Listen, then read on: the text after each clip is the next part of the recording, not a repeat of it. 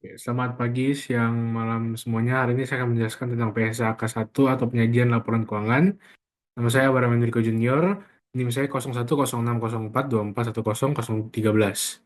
Yang masuk ke slide pertama, pernyataan standar akuntansi keuangan. Itu adalah mengelola berbagai elemen dalam laporan keuangan perusahaan yang mencakup laporan laba rugi, perubahan ekuitas, posisi keuangan, arus kas, serta catatan tambahan terkait laporan keuangan. Oke, lanjut ke slide selanjutnya, laporan keuangan dan tujuan. Catatan mengenai informasi keuangan perusahaan dalam periode tertentu yang berfungsi untuk menunjukkan kinerja perusahaan. Tujuannya adalah laporan keuangan digunakan terutama untuk membandingkan realisasi pendapatan, belanja, dan transfer dengan anggaran yang telah direncanakan. Menilai kondisi keuangan, mengukur efektivitas dan efisiensi entitas pelaporan, serta memastikan kepatuhannya terhadap peraturan yang berlaku. Lanjut ke slide selanjutnya, laporan keuangan, aset, liabilitas, ekuitas, operasional, investasi, dan juga pendanaan.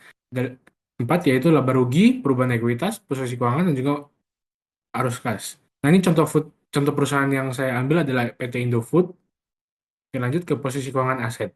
Segala aset itu adalah segala hal yang dimiliki dan dimanfaatkan oleh perusahaan untuk menjalankan operasional bisnisnya. Nah, kita bisa lihat di sini aset lancar, kas dan setara kas itu bisa dilihat di tahun 2021, 29 miliar 478 dan lain-lain, 17.336.960. Kemudian ada kas, investasi, piutang, usaha, pihak ketiga, dan lain-lain. Kemudian kita lanjut ke posisi keuangan aset lancar. Nah, menurut OJK atau Otoritas Jasa Keuangan, aset lancar adalah uang tunai atau aset berharga yang dapat dengan mudah dicairkan kapan saja. Sementara itu, menurut KBBI, aset lancar merujuk pada kas atau sumber daya lain yang dapat diubah menjadi uang tunai dan diuangkan dalam waktu 1 tahun atau lebih, tergantung pada aktivitas normal. Dengan demikian, dapat disimpulkan bahwa aktiva lancar adalah harta perusahaan berupa barang berharga yang diperoleh melalui aktivitas atau transaksi dengan jangka waktu yang relatif singkat. Nah, ini contohnya aset lancar ada kas, kemudian investasi jangka pendek, piutang, usaha, pihak ketiga, bukan usaha, persediaan, dan lain-lain. Ini lanjut ke selanjutnya, adalah posisi keuangan aset tidak lancar. Aset tidak lancar sendiri itu adalah aset yang tidak liquid, yang adalah jenis aset yang sulit untuk segera diubah menjadi uang tunai. Contoh dari aset ini seperti properti, bangunan, peralatan, dan inventaris. Aset-aset ini digunakan dalam operasi perusahaan dan diharapkan dapat dimanfaatkan dalam jangka waktu yang panjang. Nah, untuk yang di PT Indofood ini aset tidak lancarnya itu ada piutang plasma, aset pajak tangguhan, investasi jangka panjang, aset hak guna, aset tetap, properti, dan lain-lain. Goodwill. Kemudian kita lanjut ke selanjutnya adalah posisi keuangan liabilitas. Liabilitas itu adalah kewajiban keuangan yang harus dipenuhi oleh perusahaan kepada pihak lain dalam periode waktu tertentu. Nah, ini adalah liabilitasnya PT Indofood. Kita lanjut ke selanjutnya. Liabilitas ada dua, yaitu jangka pendek dan juga jangka panjang. Nah, yang jangka pendek itu adalah hutang yang harus dilunasi dalam waktu kurang dari 1 tahun. Contohnya termasuk hutang bank, jangka pendek, dan sebagainya. Kemudian yang liabilitas jangka panjang adalah hutang yang harus dilunasi dalam waktu minimal 12 bulan atau lebih. Contohnya seperti hutang bank, jangka panjang. Nah, ini kita bisa lihat di liabilitas jangka pendeknya itu ada utang usaha, utang lain pihak ketiga, bisa dilihat untuk PT Indofoodnya. Kemudian untuk liabilitas jangka panjangnya ada utang bank, utang obligasi, dan lain-lain. Kita lanjut ke selanjutnya posisi keuangan ekuitas. Ekuitas sendiri adalah nilai kekayaan atau kepemilikan yang dimiliki pemegang saham perusahaan setelah mengurangi total kewajiban. Nah, ini adalah contoh ekuitasnya. Modal saham, nilai nominal 100 angka penuh per saham. Kita lanjut ke posisi keuangan ekuitas. Modal itu adalah merujuk pada jumlah uang atau aset yang diinvestasikan oleh pemilik atau investor ke dalam perusahaan untuk membiayai operasional dan pertumbuhannya. Modal ini bisa berupa uang tunai, properti, atau aset lain yang dimasukkan ke dalam perusahaan sebagai modal kerja atau investasi jangka panjang. Kemudian yang selanjutnya adalah ekuitas. Di sini, di sisi lain, ekuitas ini adalah nilai kepemilikan atau kekayaan bersih yang dimiliki oleh pemegang saham setelah dikurangi setelah dikurangi dengan kewajiban atau utang perusahaan. Ekuitas ini mencerminkan hak pemilik perusahaan atas sisa aset setelah semua kewajiban dipenuhi. Jika sebuah perusahaan memiliki lebih banyak aset daripada utangnya, maka ekuitasnya positif, yang berarti pemilik memiliki nilai kekayaan yang lebih besar. Nah, kita bisa lihat di sini ekuitas ada modal saham, kemudian modal yang didapatkan dan di store, tambahan modal, laba yang belum ditersosialisasikan, dan lain-lain. Kemudian kita masuk ke laporan keuangan. Nah, dalam laporan keuangan, total aset harus seimbang dengan total liabilitas dan ekuitas, yang mana seperti pada dasarnya aset sama dengan liabilitas plus ekuitas. Nah, kita bisa lihat di sini total asetnya 179 sama dengan total liabilitas dan ekuitas ditambah. Kita lanjut selanjutnya, laporan laba rugi. Laporan laba rugi adalah laporan yang menyajikan informasi tentang pendapatan, pengeluaran, serta keuntungan atau kerugian yang diperoleh perusahaan selama periode tertentu. Kemudian ada laporan laba rugi komprehensif. Laba komprehensif adalah perubahan pada aset atau liabilitas yang tidak mempengaruhi laba atau rugi pada periode tersebut. Kemudian kita lanjut ke selanjutnya, laporan laba rugi yang dimiliki oleh PT Indofood. Kita bisa lihat di sini adalah laba tahun berjalan yang dapat didistribusikan, kemudian penjualan neto, beban penjualan, laba bruto, laba usaha, kemudian laba tahun berjalan, dan lain-lain. Oke, kita lanjut ke selanjutnya, posisi perubahan ekuitas. Nah, laporan perubahan ekuitas adalah laporan keuangan yang menunjukkan perubahan dalam ekuitas pemegang saham selama periode tertentu. Ekuitas sendiri mencerminkan nilai kepemilikan pemegang saham dalam perusahaan setelah dikurangi dengan kewajiban atau utang perusahaan. Oke, ini kita bisa lihat di sini ada laba yang belum terselesaikan, kemudian catatan notes, modal yang dititipkan dan di store, kemudian selisih kurs dan penjabaran laporan keuangan, dan lain-lain. Kemudian ini adalah laporan arus kas dari aktivitas operasi. Arus kas dari aktivitas operasi adalah bagian dari laporan arus kas yang menunjukkan aliran kas masuk dan keluar yang berasal dari kegiatan utama dan rutin perusahaan seperti penjualan barang atau jasa serta pembayaran untuk biaya operasional. Nah, ini yang ada di PT Indofood seperti penerimaan kas dari pelanggan, kemudian pembayaran kas pada pemasok, pembayaran untuk beban produksi, dan lain-lain. Kemudian ada arus kas dari aktivitas investasi. Nah, arus kas dari aktivitas investasi ini adalah bagian dari laporan arus kas yang mencatat aliran kas yang terjadi akibat kegiatan investasi perusahaan, baik dalam bentuk pembelian atau penjualan aset jangka panjang. Nah, ini kita bisa lihat di PT Indofood punya arus kas dari aktivitas investasi seperti penerimaan dari penjualan aset tetap, penambahan uang muka, kemudian penambahan aset biologis, akuisisi, dan lain-lain. Kemudian kita lanjut ke selanjutnya, laporan kas dari aktivitas pendanaan. Arus kas dari aktivitas pendanaan adalah bagian dari laporan arus kas yang mencatat aliran kas yang berasal dari perubahan dalam pendanaan perusahaan. Aktivitas ini berhubungan dengan cara perusahaan memperoleh dana atau membayar kewajibannya melalui utang atau ekuitas. Dan ini seperti ini, di PTB Indofood ada arus kas dari aktivitas pendanaan, penerimaan utang obligasi, kemudian penerimaan dari utang bank jangka pendek, penerimaan dari utang bank jangka panjang, dan lain-lain. Kemudian ini ada arus kas dari aktivitas investasi. Arus kas dari aktivitas investasi adalah bagian dari laporan arus kas yang mencatat aliran kas yang terjadi akibat kegiatan investasi perusahaan.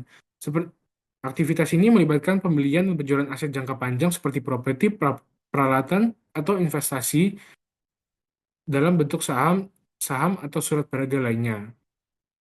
Oke, kita lanjut ke selanjutnya. Catatan atas laporan keuangan. Catatan ini memberikan penjelasan lebih rinci dan mendalam mengenai angka-angka yang ada dalam laporan keuangan utama, seperti neraca, laporan laba rugi, laporan arus kas, dan lain-lain. Tujuan utama dari catatan atas laporan keuangan adalah untuk memberikan informasi tambahan yang membantu pemangku kepentingan seperti investor, kreditor, atau regulator untuk memahami kondisi keuangan dan kinerja perusahaan dengan lebih baik. Kemudian laporan posisi keuangan pada awal periode. Laporan keuangan pada awal periode adalah laporan yang menyajikan posisi keuangan dan kinerja perusahaan pada titik awal suatu periode akuntansi. Biasanya laporan keuangan ini dibuat pada awal tahun fiskal atau periode yang dimulai setelah periode laporan sebelumnya ditutup, dengan tujuan untuk memberikan gambaran tentang kondisi keuangan perusahaan sebelum aktivitas dalam periode tersebut dimulai. Oke, itu saja dari saya. Terima kasih.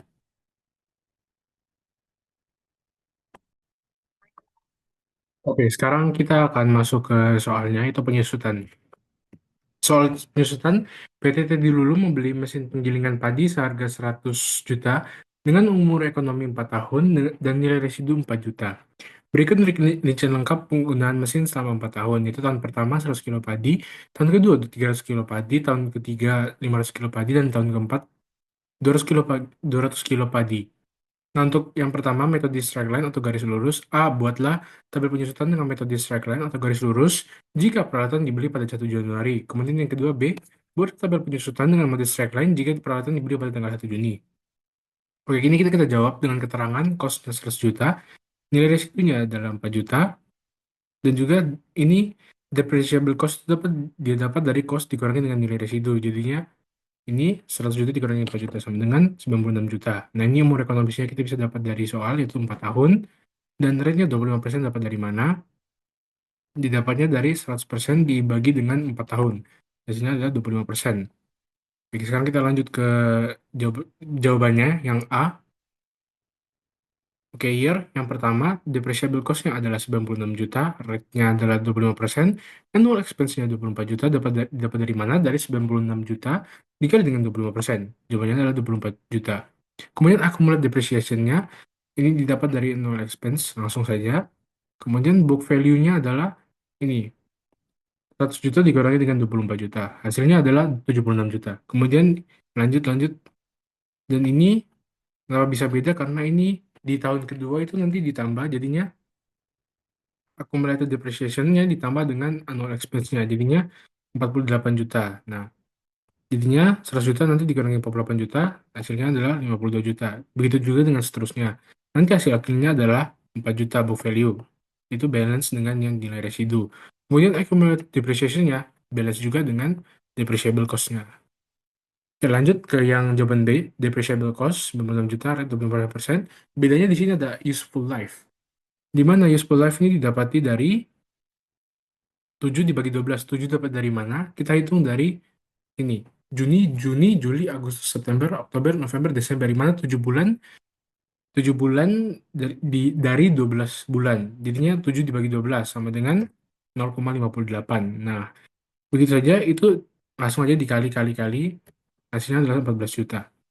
Nah, yang selanjutnya ini adalah sisanya. Jadi di sini kan 7 bulan sudah dipakai, jadi sisanya adalah 5. Jadi tinggal dibagi aja, 5 dibagi 12. Hasilnya adalah 0,42. Oke, lanjut ke yang selanjutnya. Nah, ini nanti dikali aja semuanya. Nah, ini juga aku melihat depresiasinya didapat dari 86 juta ditambah dengan 10 juta. Hasilnya adalah 96 juta. Kemudian book value-nya ini didapat dari 100 juta dikurangi dengan 96 juta. Hasilnya adalah 96 juta dan juga 4 juta. Itu balance dengan yang ada di keterangannya. Oke, lanjut ke yang keduanya atau unit of activity atau unit aktivitas. Nah, jadi di sini kita langsung aja buat tabelnya. Ini semuanya sama aja. Cuma di sini ada tambahan dengan total kilo padi yaitu 1100. Nah, dapatnya dari mana? Dapatnya dari ini semua ditambah. 100 ditambah 300 ditambah 500 ditambah dengan 200. Hasilnya nanti 1100. Nah, depreciation cost per kilonya didapat dari mana? Didapat dari 96 juta dibagi dengan 1100. Nah, hasilnya adalah 87,723. Langsung aja di year pertama, unit of activity-nya dapat dari mana? Dapat dari ini unit of activity-nya dapatnya dari mana? Dapatnya dari sini ya, 100 kilo padi. Kemudian cost per kilonya dapatnya tadi dari situ. Nah, kemudian annual expense-nya ini didapat dari unit of activity dikali dengan cost per kilo, di mana nanti hasilnya 8.723.000. Nah, ini sama aja. Kemudian book value ini 100 juta dikurangi dengan 8727.773. Hasilnya 91.272.727. Kemudian ini sama aja juga. Nanti ditambah accumulated depreciation-nya dengan annual expense-nya ditambah. Nanti hasilnya adalah 96 juta dan juga 4 juta. Di mana ini semua balance ya. Dengan yang ada yang diketahui. Oke, kita lanjut ke yang ketiga yaitu metode double declining. Di sini soalnya buatlah tabel penyusutan dengan metode double declining atau saldo menurun berganda jika peralatan dibeli pada 1 Januari. Kemudian yang kedua adalah B, buatlah tabel penyusutan dengan metode double declining jika peralatan dibeli pada tanggal 1 November. Langsung aja jawab cost 100 juta, nilai residu 4 juta, depreciable cost-nya 96 juta, umur ekonomisnya 4 tahun, rate-nya 25%, dan dikali 2, karena double declining ya, jadi dikali 2 hasilnya 50%. Nah, ini langsung year 1, 2, 3, 4. Beginning book value rate ini ada di 100 juta, kemudian rate-nya 50%, annual expense-nya ini dikali ya. 100 juta dikali 50%, nanti hasilnya adalah 50 juta. Kemudian book value-nya ini didapat dari 100 juta dikurangi 50 juta, hasilnya adalah 50 juta. Nah, ini sama aja seperti yang tadi, ini juga tambah-tambah. Nah, yang ini book value-nya nanti kita pakai nilai residunya, jadi 4 juta. Nah, jadi kita tinggal ini aja. Ini kan 12.500.000. Annual expansion didapat dari mana? Di 12.500.000 dikurangi dengan 4 juta. Nanti hasilnya 8,5. Nah, 8,5 ini 96 juta ini didapat dari mana? Didapat dari 87.500 ditambah 8.500.000. Nanti hasilnya 96 juta dan juga 4 juta. Yang mana itu semua balance ya dengan yang ada di keterangan. Kita lanjut ke selanjutnya. Yang kedua ada yang B. Nah, di sini ada useful life lagi ya. Nah, di sini kita bisa lihat useful life-nya 2 dibagi 12 karena dimulai dari November ya, November, Desember. Jadi 2 per 12. Hasilnya ada 0,17. Nah, jadi tinggal 100 juta, 50%, 0,7%. Nah, ini dapat dari mana? Tinggal dikali 3-nya, jadi 8,33333. Kemudian book value-nya sama aja, 100 juta dikurangin dengan 83333. Kemudian ini juga sama aja, nanti tinggal 91,607 dikali 50%. Kemudian ini nanti ditambah. Nah, hasilnya sama aja semua. Kemudian ini adalah sisanya. Jadi tadi kan udah 2 per 12. Sekarang berarti 10 per 12. Hasilnya adalah 0,83. Nah, kita langsung lanjutnya. Nah, kita lanjut ke yang selanjutnya itu annual expense, di mana 11,458 dikurangi 4 juta. Jadi mana hasilnya 7.458.333. Nah, jadinya nanti hasilnya balance yaitu 96 juta dan juga 4 juta di book value-nya. Oke, kita lanjut ke Vivo average perpetual. Nah, ini adalah soalnya. Dari data berikut, buatlah tabel Vivo dan average untuk perpetual. Nah, ini tanggalnya ada 1/05/2024, 2/7/10. Stok awal, penjualan, kemudian penjualan. Di mana kuantitasnya 5.000, 4.000, 1.000, dan 2.000. Harganya dari 50.000, 18.000, 70.000, 140.000. Nah, ini penjualannya tinggal aja dikali. Tinggal 4.000 dikali 18.000. Nanti hasilnya 72 juta. Tinggal 2.000 dikali 140.000, hasilnya adalah 280 juta. Nah, ini adalah sum-nya. Jadi 352 juta. Oke, kita lanjut ke selanjutnya Vivo. Nah, tanggal 1 bulan 5 tahun 2024 itu kan dia stok awal ya. Jadi dia memiliki kuantitas 5.000 di harga 50.000. Jadi di sini tinggal tulis 5.000. Biaya per unitnya adalah 50.000. Tinggal dikali aja 5.000 dikali 50.000, hasilnya 250.000. Nah, kemudian yang di tanggal 2 bulan 5 2024 penjualan kuantitasnya 4.000 dan harganya adalah 18.000. Jadi kuantitasnya adalah 4.000. Di sini biaya per unitnya kita isi 50.000 dan jumlahnya adalah 200 juta. Nah, jadi di kuantitas ini kita tinggal kurangi aja 5.000 dikurangi dengan 4.000. Hasilnya adalah 1.000. Kemudian dikalikan dengan biaya per unitnya, di mana nanti kita akan mendapatkan 50 juta. Kemudian yang selanjutnya adalah tanggal 7 bulan 5 tahun 2024, yaitu pembelian, di mana dia membeli 1.000 kuantitas dengan 1.000, harganya 70.000. Di mana tinggal aja 1.000, di sini di pembeliannya kita tulis kuantitas 1.000, biaya per unitnya 70.000, jumlahnya 70 juta. Ini tinggal dikali. Nah, kemudian di saldonya ini kita tinggal tulis 1.000. Kemudian di sini 50, ini karena masih yang di atasnya, jadi tinggal masih 50.000. Kemudian hasilnya adalah 50 juta, tinggal dikali. Nah, di bawahnya itu kita tulis lagi 1.000 karena kita baru membeli ini yang 70, yang harganya 70.000 per unit ya. Jadi tinggal 1.000 dikali dengan 70.000, hasilnya adalah 70 juta. Nah, kemudian kita lanjut ke selanjutnya, yaitu penjualan, di mana kita menjual kuantitas 2.000 dengan harga 140.000. Nah, di sini kuantitasnya kita tulis 1.000 dulu, biaya per unitnya 50.000 karena kita masih ada sisa barang di gudang 1.000 dengan harga 50.000. Jadi kita tulis di sini biaya per unitnya 50.000, jadinya 1.000 dikali 50.000 sama dengan 50 juta. Kemudian karena dia apa mau membeli 2.000, jadi kita 1.000-nya kita masih ada sisa yang harga 70.000. Jadinya tinggal 70.000 dikali dengan 1.000. Hasilnya adalah 70 juta. Nah, ini saldonya kosong karena barang kita di gudang telah habis. Nah, ini beban pokok penjualannya. Dapatnya dari mana? Dapatnya dari jumlah semuanya penjualan. Jadi 200 juta ditambah 50 juta ditambah 70 juta. Hasilnya adalah 320 juta. Kemudian laba bruto cara hitungnya adalah ini di penjualannya yang kita dapatkan dari yang pertama 352 juta ini dikurangi dengan HPP atau beban pokok penjualan. Jadinya 352 juta dikurangi dengan 320 juta. Hasilnya adalah 32 juta. Kemudian kita lanjut ke average. Nah, di average ini kita lihat di tanggal 1 bulan 5 tahun 2024 stok awalnya 5.000 ya. Jadi kuantitasnya adalah 5.000, biaya per unit yang 50.000, jumlahnya adalah 250 juta.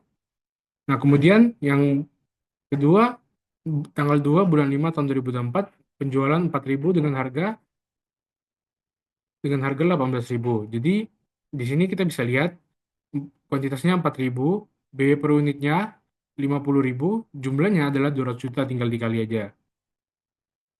Nah, jadi di sini ini dapatnya kuantitasnya tinggal kita kurangin dari 5.000 karena kita telah menjual 4.000, jadinya sisa 1.000.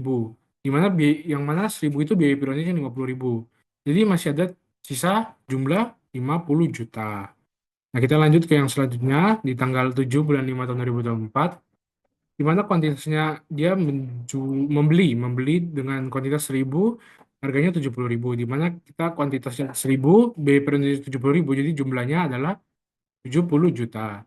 Nah, ini kuantitasnya tinggal kita tambah aja 1.000 ditambah 1.000, hasilnya 2.000.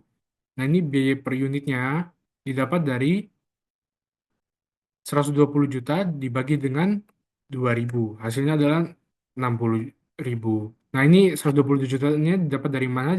Didapat dari 50 juta ditambah dengan jumlah pembelian yang mana 70 juta. Hasilnya adalah 120 juta. Kemudian, kita menjual lagi di tanggal 10 bulan 5 tahun 2024. Di mana kita menjual dengan kuantitas 2.000, biaya per unitnya karena di gudang kita tinggal 2.000 juga dengan harga per unitnya 60.000. Jadi kita menjual semuanya dengan jumlah akhirnya tinggal kita kali aja, jadinya 120 juta. Nah, jadi di saldo ini tinggal 00 semua karena barang kita telah terjual habis semua. Jadi beban pokok penjualannya sama aja, tinggal ditambah 200 ditambah 120. Hasilnya 320 juta. Kemudian kita lanjut ke laba brutonya, di mana penjualan yang ada di atas tadi, 352 juta itu, dikurangin dengan HPP lagi atau beban pokok penjualan, yang mana harganya 320 juta. Yang mana laba bruto akhirnya adalah 32 juta. Ya, itu saja dari saya. Terima kasih.